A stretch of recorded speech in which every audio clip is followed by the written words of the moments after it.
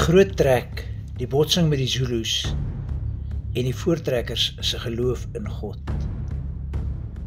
Toe die Blankes in 1652 uit Nederland by die Kaap kom vestig het die Bantus juis in dieselfde tyd van die noorde af oor die Limpopo die gebied binnegekom. Al volke wat in suidelike Afrika gewoon het, was die Hottentotte en die Boesmans. Dit is dus nie waar dat die Bantus voor die Blankes die gebied bewoon het nie. Die Bantus het gedurende die 17de eeu en die 18de eeu in die noordelike en oostelike dele van die gebied gevestig.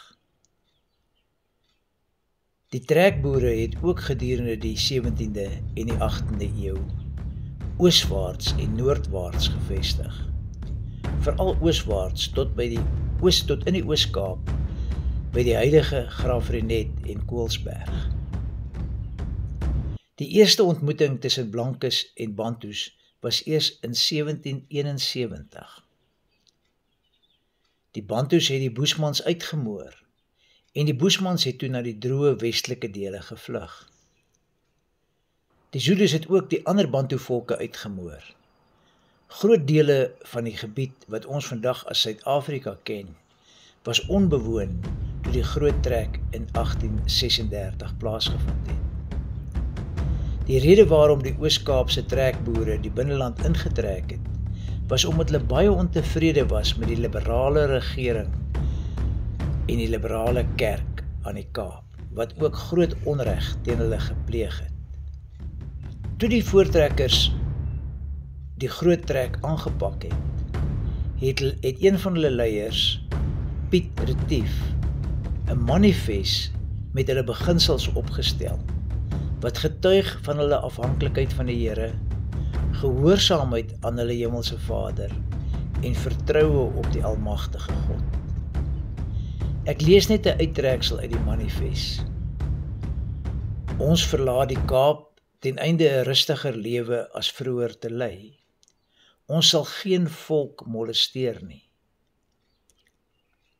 en niemand sy eiendom ontneem nie.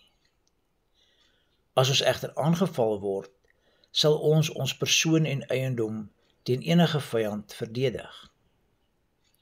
In die loop van ons trektog en in die land van ons vestiging, sal ons aan die inboorlinge ons bedoelings bekend maak en hulle van ons begeerte om in vrede en vriendskap met hulle te leef in kennis stel. Ons verlaat die kolonie met die wete dat die Britse regering niks meer van ons kan vereis nie en ons sonder verdere inmenging sal toelaat om onsself te regeer. Baie van hulle het toe die binneland ingetrek. Hierdie grootskaalse verhuising staan bekend as die groot trek en die mense staan bekend as die voortrekkers. Maar die groot trek was baie meer as 'n grootskaalse verhuising. Dit was 'n beslissende oomblik in die vorming van 'n nuwe volk. Reeds met die uitroep van die Republieke van Swellendam en Graafrenet was die nuwe volk al in wording. Maar die voortrekkers het nou uitdruklik na hulle self verwys as 'n volk. Uit die oorspronklike bewoording van die Bloedrivier gelofte is dit ook duidelik dat hulle onderneem het om 'n huis te stig tot eer van God, met die Bybelse betekenis van 'n volkshuis. Die Voortrekker Kerkie in Pietermaritzburg was dus nie die vervulling van die gelofte nie. Dit is net die simbool van die godvererende volkshuishouding wat ons aan die Here verskuldig is. Ek wil dit herhaal. Die Voortrekker Kerkie in Pietermaritzburg was nie die vervulling van die gelofte nie. Dit is net die simbool van die godvererende volkshuishouding wat ons aan die Here verskuldig is. Die voortrekkers het met ossewaans getrek en al wat hulle kon saamneem was dit wat hulle op die waans kon laai. Daar was geen paaie nie en die trek moes 'n groot uitdaging gewees het. Baie gesinne het wel meer as een wa gehad. Hulle het in groepe getrek en elke groep het 'n leier gehad. Hulle het deur die Vrystaat getrek na die gebiede wat vandag bekend staan as Noordwes, Gauteng, Limpopo, Mpumalanga en KwaZulu-Natal. Die groot trek het uit verskillende trekgeselskappe bestaan, elk met hulle eie leier. Hulle het ook nie almal saam getrek nie. 2 trekke, die van Rensburg en Trichard, het al in 1835 begin trek. Die 2 trekke het ook apart getrek, maar wel by die Vaalrivier ontmoet. Albei trekke het baie hartseer geëindig. Van Rensburg was baie haastig om so ver moontlik weg te kom, maar hulle is uiteindelik uitgemoor langs die Limpopo na 'n ewige geveg. Trichard se trek is weer naby Mosambiek uitgeroei deur die Tsetse-vlieg. Potgieter se trek het in 1837 die kolonie verlaat. Silje se trek het Potgieter gevolg en ook later by hom aangesluit. Hulle het die Basutos en Tswanas beskerm teen die aggressie van die Matabele en hulle was Potgieter baie goedgesind. Hy het gevestig by Wimburg en het 'n ooreenkoms met die Soetos en die Tswanas gesluit en 'n republiek daar gestig waar die Noord-Vrystaat en Suid-Transvaal later was. Maritz het die 5de trek gelei en vir Potgieter en Silje by Blesberg naby Tabansho ontmoet. Daar het hulle saam 'n aanval op Silkaats beplan, waarna ons weer sal verwys. Die laaste trek was die van Retief. Hulle het die ander in Februarie 1837 by die Vetrivier naby Wimburg ontmoet. Daar is Retief as goewerneur van die voortrekkers aangewys. Ek het nou al genoem dat die Bantus die Bushmans uitgemoor en verdryf het, en dat die Zulus toe voortgegaan het om die ander Bantu volke uit te wis en te verdryf.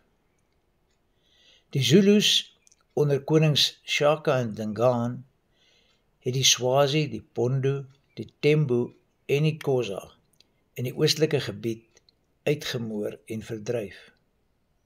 'n ander Zulu-prins, Silkaats, het sy eie uitwissingsoorlog onderneem en die Soetos en die Tswanas in die binneland uitgemoor en verdryf. Die gevolg was dat, toe die voortrekkers in die gebied ingetrek het, was dit ontvolk. Silkaats en sy impies het toe ook die voortrekkers aangeval en uitgemoor. Onder bevel van Hendrik Potgieter en Sarel Silje het die voortrekkers toe naby Heilbron met 40 Ossewaans laar getrek en hulle self verdedig. Daarna is die plek ook Vegkop genoem. Hier het hulle ook, soos by Bloedrivier, onder leiding van Sarel Silje, hulle afhanklikheid van die Here bely, sy hulp afgesmeek. Wat wel anders was as by Bloedrivier, is dat die vrouens en kinders ook by was by die geveg. Die kinders is in 'n klein laar in die middel van die groter laar toegemaak onder 'n dak van beesvelle, om hulle te beskerm teen die Zulus se werpspiese. En die vrouens het die enkelskoot sannas herlaai vir die mans, sodat hulle aanhoudend kon skiet. Deur die genade van die Here het hulle die Matabeles se aanval afgeweer. Dit was ook 'n wonderwerk, soos by Bloedrivier. Die Matabeles van Silkaats het wel al die vee van die voortrekkers gesteel, insluitende hulle trekosse. Kaptein Marokko van die Barolong stam en ene James Archbell het hulle daarna weer van trekosse en melkbeeste en perde voorsien. Die Matabeles het die naam gekry omdat hulle van die Zulus afgestig het onder Silkaats. En hulle was net 'n klomp krygers, hulle het nie vrouens gehad nie. En hulle het toe nou die Soetos en Tswanas wat hulle uitgemoor het, se vrouens gevat, en so het hulle 'n nuwe volk begin, wat die Matabeles genoem is. Nou die trek van Gerard Maritz met meer as 100 waans was op pad, en het by Potgieter en Silje se trekke aangesluit, en saam met hulle beplan om die vee wat die Matabeles gesteel het, terug te win. Hulle het toe die Matabeles se vesting by Mosega gaan aanval. Die Matabeles het dit glad nie verwag nie, want hulle het die gebied heeltemal gedomineer. Hulle was so gerus dat hulle nie betyds hulle verdediging kon organiseer nie, en hulle het gevlug tot oor die Limpopo om nooit weer terug te keer nie. Die klompie Soetos en Tswanas wat in die gebied oorgebly het, was so dankbaar teenoor die voortrekkers, dat hulle vir die voortrekkers grond van hulle keuse aangebied het.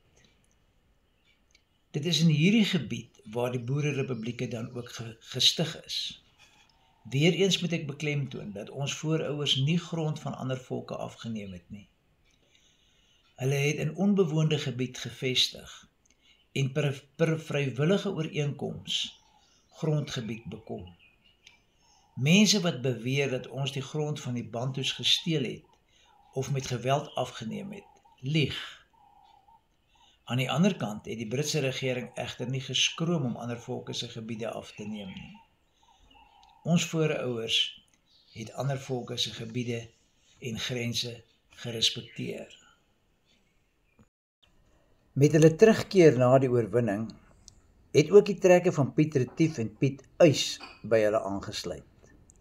Hulle het daar as eenheid probeer organiseer en vir Retief as leier aangewys. Maar hulle kon nie eensgesindheid kry oor waar hulle wou vestig nie. Retief wou in die ontvolkte dele van Natal gaan vestig, terwyl Potgieter wou vestig in die sentrale dele wat ons as die Vrystaat en Transvaal ken. Soos ons reeds kennis geneem het, was Potgieter reeds op goeie voet met die oorblyfsel van die Soetos en die Tswanas. Retief was egter oortuig daarvan dat hy 'n ooreenkoms met Dingaan, die koning van die Zulus, sou bereik. Uiteindelik het die meerderheid hulle by Retief geskaar en hy is as gouverneur van die voortrekkers aangewys. Hy en sy volgelinge is toe oor die Drakensberge na Natal toe. Potgieter en Uys het nie daarvoor kans gesien nie en hulle het toe die Republieke van Wimburg en Potchefstroom gestig. In die volgende video sal ons nou kyk na die gebeure in Natal, die gelofte en die slag van Bloedrivier. Ek hoop julle vind baat by die video's.